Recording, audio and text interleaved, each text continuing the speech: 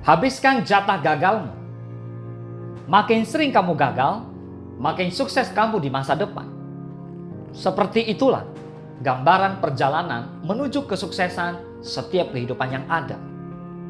Pernahkah kamu merasakan kegagalan atau kesialan datang bertubi-tubi? Meskipun telah berusaha sekuat tenaga dan melakukan pengorbanan yang tidak sedikit, halangan dan rintangan selalu datang menghampiri. Menurut beberapa ahli yang telah lebih dahulu mengalaminya, kegagalan itu tidak sepenuhnya buruk loh. Kenapa? Berikut alasannya. Yang pertama, kegagalan kamu alami akan memberikan pelajaran. Mungkin pelajaran itu tak terasa sekarang, tapi nanti. Mengalami kegagalan terus-menerus akan memberikan pelajaran tersendiri untuk otak kita. Otak menjadi terbiasa mengenali pola yang terjadi, sehingga secara otomatis akan menyusun mekanisme agar percobaan berikutnya berhasil. Thomas Alva Edison bisa menemukan lampu setelah melalui 9.998 percobaan. Yakin kamu menyerah begitu saja? Yang kedua, percayalah, kesuksesan datang setelah habisnya jatah gagal. Kamu harus tetap berjalan sepaya apapun kondisinya. Kalau ada 100 kemungkinan, sementara kesuksesan adalah salah satu kemungkinan di antara 100 tersebut, maka tidak mungkin kita tidak menemukannya. Dengan menghabiskan 99 kemungkinan gagal sewaktu kuliah, maka tersisa 1 kemungkinan sukses yang menunggu. Maka habiskan saja jatah gagalmu, mumpung masih kuliah. Yang ketiga, kuliah kan memang laboratorium untuk bereksperimen. Jadi kamu juga akan lebih siap saat sudah lulus nanti. Kuliah adalah tempat belajar. Selama belajar, segala bentuk kegagalan akan diterima.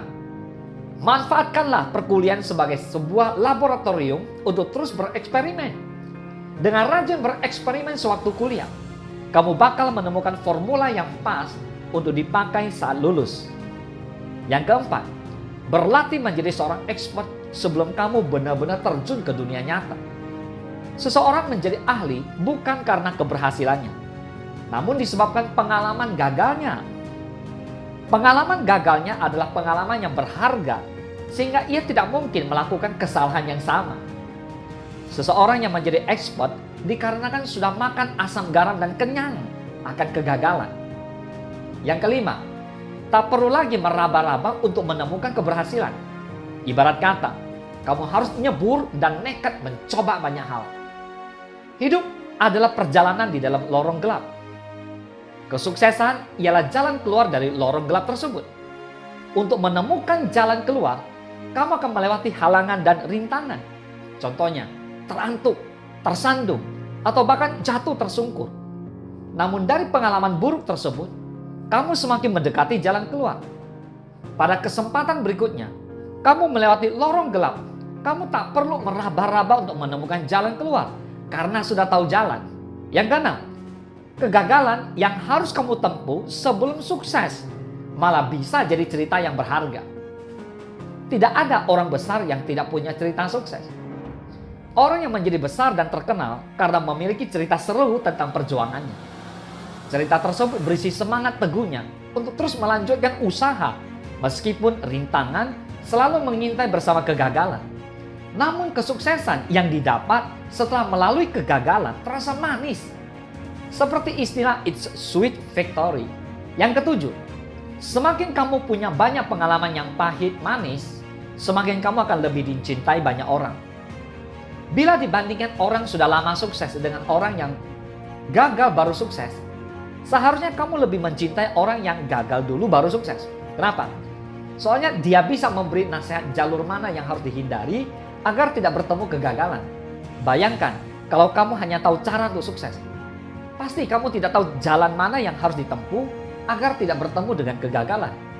Jadi santai aja. Kamu yang sering bertemu dengan kegagalan, maka kegagalan kalian hanya untuk hari ini kok. Soalnya begitu sudah selesai kuliah, hanya kesuksesan yang menanti. Tetap semangat, oke? Ayo, tidak semua ide baik, tapi selalu ada ide yang baik setiap hari. Good idea with Willianto SE. Gas aja bro!